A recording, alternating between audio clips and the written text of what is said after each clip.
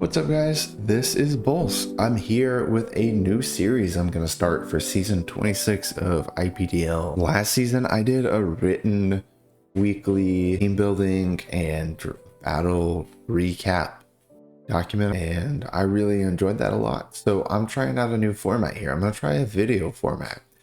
I think it's going to be pretty cool. One thing that this allows me to do is actually record myself during the battles. So that's going to be pretty cool. I'm going to include that in the weekly videos. So I'm looking forward to that.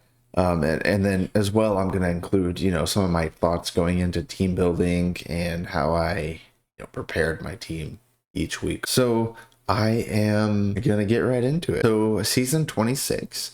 I had the #1 overall pick in League One. Last season, I had the number 12 overall pick, so quite the opposite end. Both wheel picks, just the opposite end. This time, obviously, I get a very good round 1 pick, whatever I want. So I went with Iron Valiant this season. I considered a couple of other things like Dragapult. Even with a Terraban, I think it's still very strong. I considered Terrapagos. When it was unbanned last season, I really wanted to try it out. The number 12 overall pick, obviously I couldn't get Terrapagos last season, but I want to try it at some point. I also considered Golden Go just because it's one of my favorite Pokemon. I really like it. I'll probably try it in the future if I can get another early pick at some point. But I really like the Iron Valiant here. I wanted to try something a little bit different from what I had last season. Got Garchomp and Meowscarada for my first 2 Pokemon, which are very versatile, but not quite the powerhouse that Iron Valiant obviously is the #1 overall pick in 2 out of 3 leagues. So it's a very strong offensive Pokemon. So it just looked like a lot of fun. And I really like the potential for a redemption arc for Iron Valiant for me personally. Last time I had Iron Valiant was the season, I think it was season 18. It was the season that I dropped out after. I was a little bit burned out and also had some frustrations with Terra at the time. It was before we had Terra Preview. So I think Terra Preview has helped a lot in improving that. I really like Iron Valiant, and I think it could be a lot of fun to get that redemption arc for it. So looking at Iron Valiant itself, very good mixed attacker, 130 attack, 120 special attack, 116 speed. So it could go physical, special, or mixed. Booster energy is super nice to get a speed increase on it without locking yourself into a move like you would with a choice scarf. It's got really good utility options as well, item removal, status, priority, disruption, encore, taunt, even destiny bond as well. It's not listed here, but it's a very nice option as well. Screen support if I even wanted to do that, and provide support for the rest of my team. That could be pretty cool. So I'm really looking forward to using Iron Valiant this season.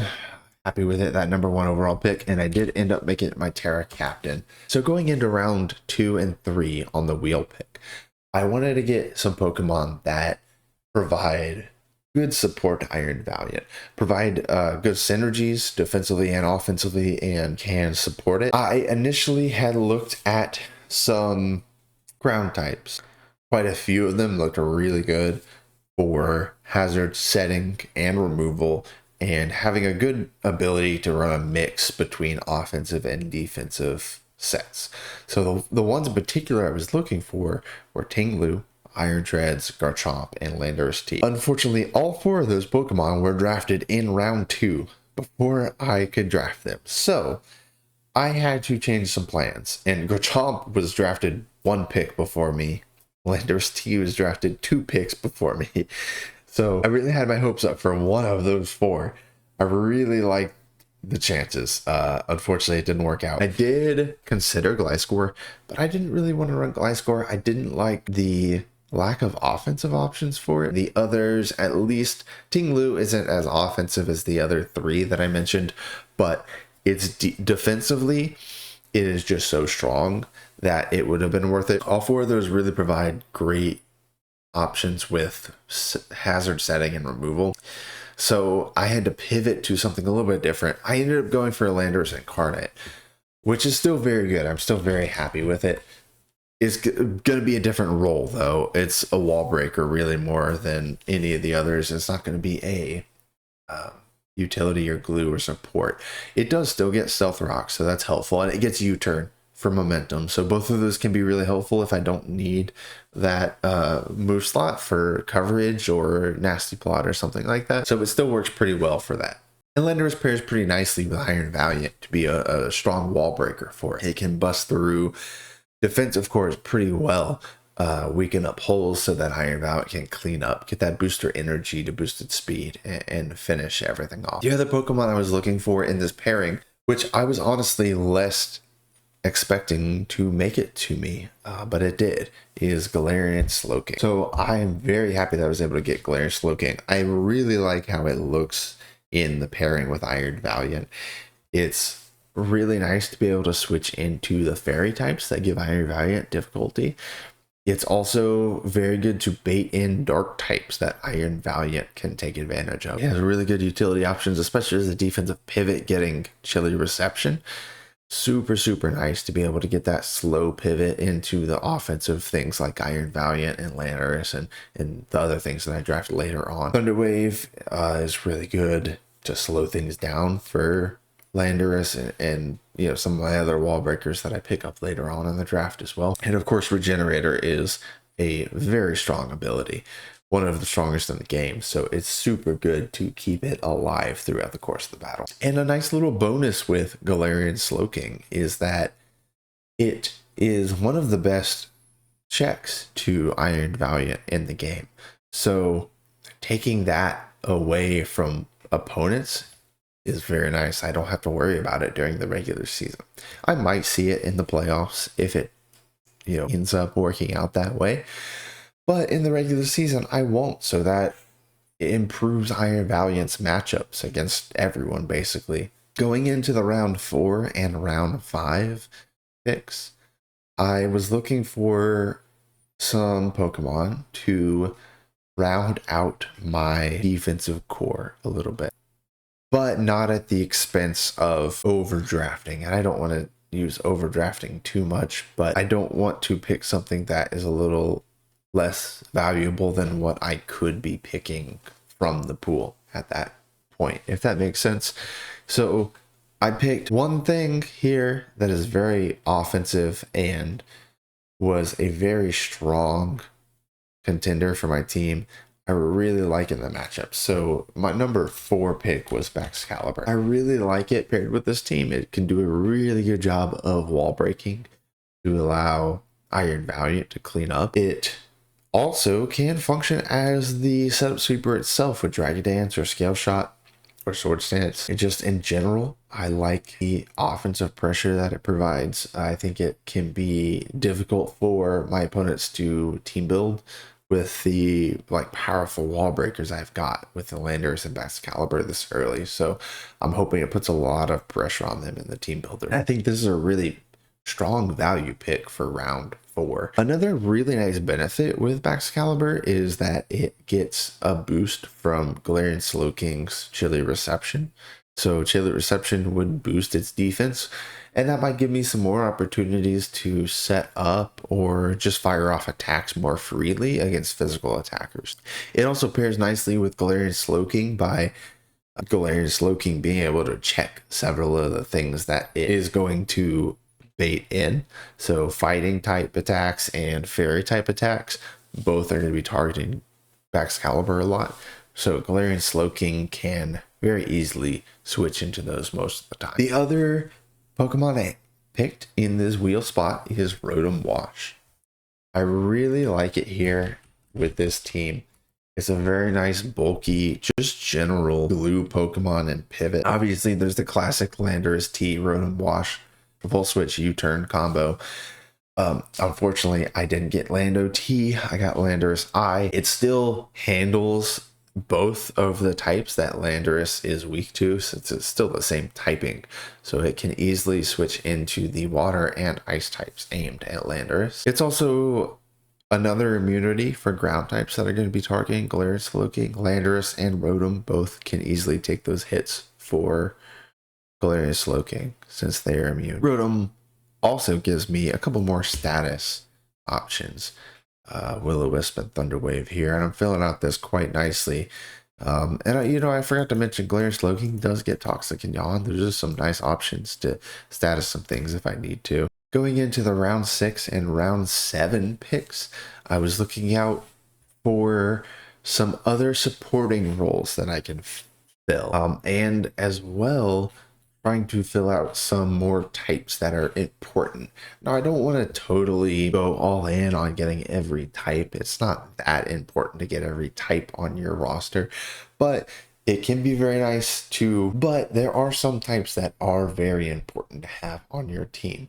For example, a dark type to give you an immunity to psychic.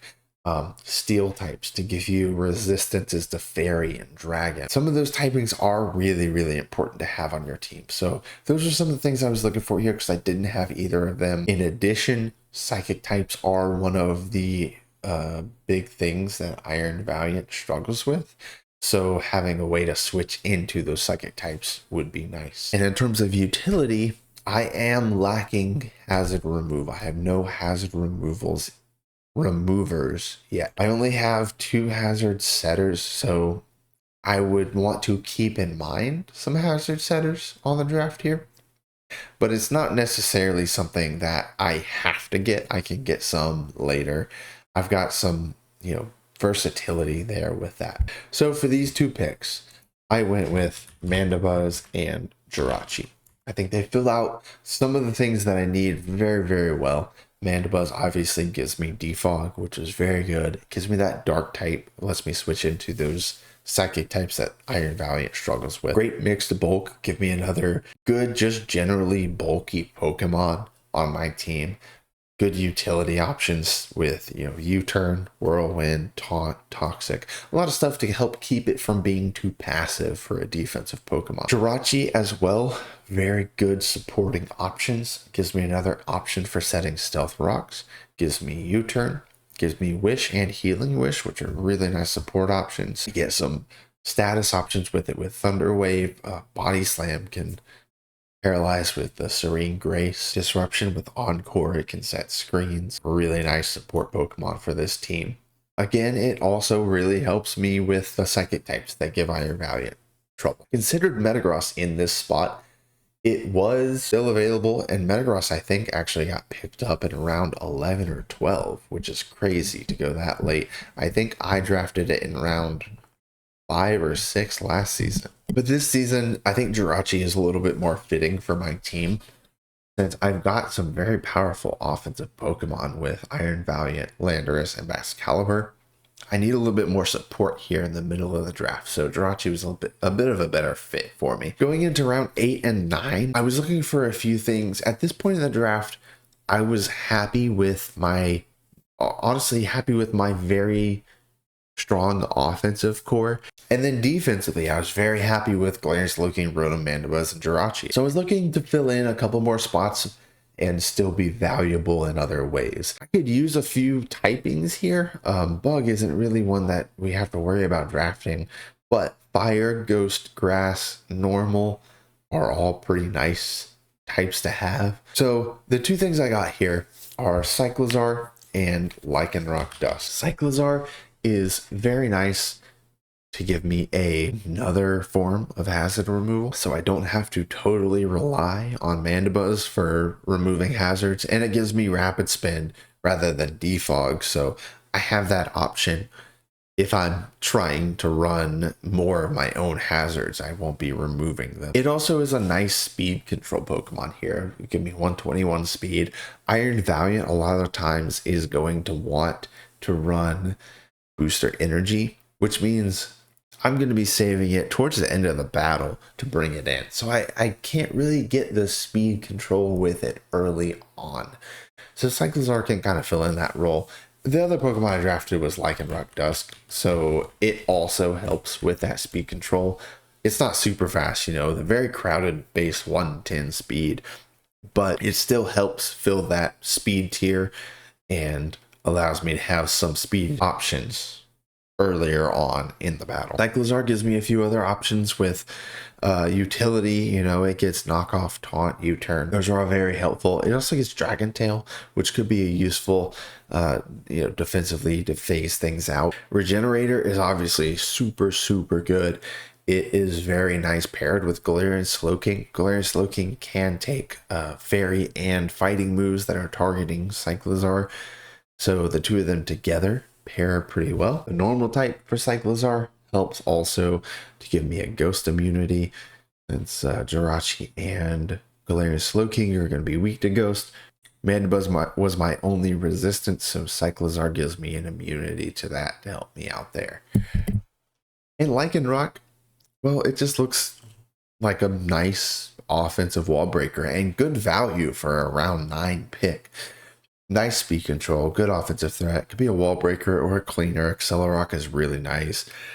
Choice Band, Sword Stance. I could even run a Focus Sash lead or something with it. It does get Stealth Rocks, so it can run something like that if I need it to. It just seemed like a really valuable pick at this point in the draft because I didn't necessarily need any particular roles filled anymore. I just wanted to kind of pick something valuable here.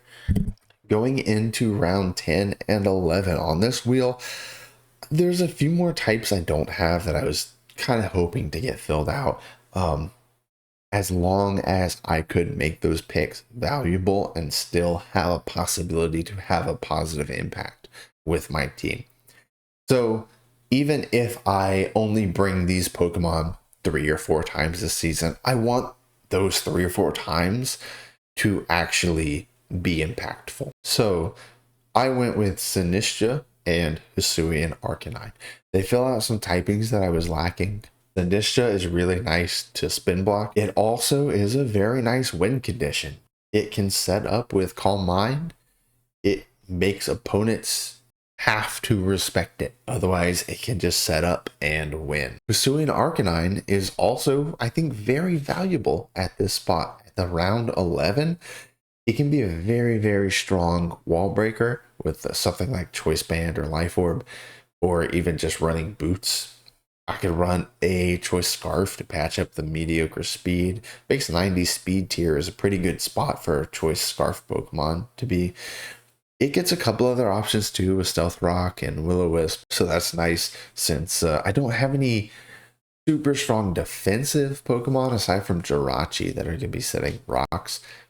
I've got really a bunch of offensive Pokemon that can run it, which it's nice. It gives me some versatility in the sets that I can run. And for the final pick, round 12, Mr. Irrelevant, final pick of the draft, I went with Cloyster. There are a couple of reasons I went with Cloyster, primarily just being a strong possible win condition with Shell Smash. Again, similar to stuff like Sinistcha, it's a low round pick, but people have to respect it. Because if they don't, I can Shell Smash and sweep their whole team with it. It also gets spikes. I was considering Klefki here, and Klefki actually went undrafted in League 1, which is pretty crazy considering the Steel Fairy typing is one of the best defensive, probably the best defensive typing in the entire game. But number 1, I think Cloyster looks like more fun. And number 2, I think it's a bit better at giving me offensive pressure. Klefki is pretty passive, and I already had my defensive core filled out. I didn't really need a defensive Pokemon or support Pokemon to be added, so I think Cloyster is a little more valuable here. The other thing I was also heavily considering, which is not as lame as Klefki, but I think not quite as cool as Cloyster, was Cryogonal. It's kind of nice with Galarian Slowking's Chilly Reception because it gets a defense boost from that snow to patch up the very poor defense that it has. It also would give me another form of hazard removal if that would be beneficial. But I think it was a little too weak on the offensive side, a little too passive, and I liked Cloyster's ability to still be able to put offensive pressure. And Cloyster still gets a boost from the snow as well. So it already has a crazy high 180 defense stat. So if I get Chilly Reception, go to Cloyster, it can take those physical hits even better than it already could. And that could possibly give it some opportunities to set up that it wouldn't have had otherwise. Overall, I'm very, very happy with this team. I I'm really looking forward to this season. It's very different from last season. Last season, I drafted a lot of early glue and support Pokemon with Garchomp, Masquerada, Deoxys, Quackleval, a bunch of stuff that's very versatile. And then in the middle of the draft, I drafted my more powerful, and towards the end, I mean, honestly, I got Blaziken and Salamence towards the end of that draft too. This season, it looks a little more top heavy because Iron Valiant, Landorus, and Excalibur all look really strong offensively, but I'm also super happy with that defensive core. And I think my late picks are really strong, valuable picks. You know, getting Sinistcha, Hisuian, Arcanine, and Cloyster here, I think they're going to be very powerful. And if people don't respect them in team building, then they definitely have potential to just sweep teams if they're not careful. So I'm really looking forward to it. A lot of these Pokemon are new to me. I have drafted some of them before. Mandibuzz is actually my second most drafted Pokemon in IPDL. But Landorus, Galarian Slowking, Excalibur, Cyclizar, Lycanroc, Sinistcha, and Arcanine are all brand new Pokemon for me in IPDL. So I've never drafted them before.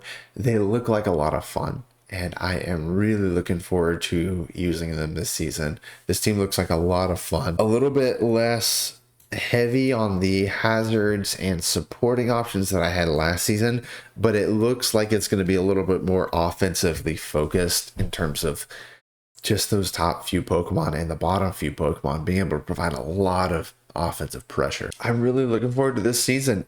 First week, I've got Starlot this time. He's got a very deadly looking team, very familiar looking team for me. I will get into that more next week. I look forward to it. I'll see you guys then.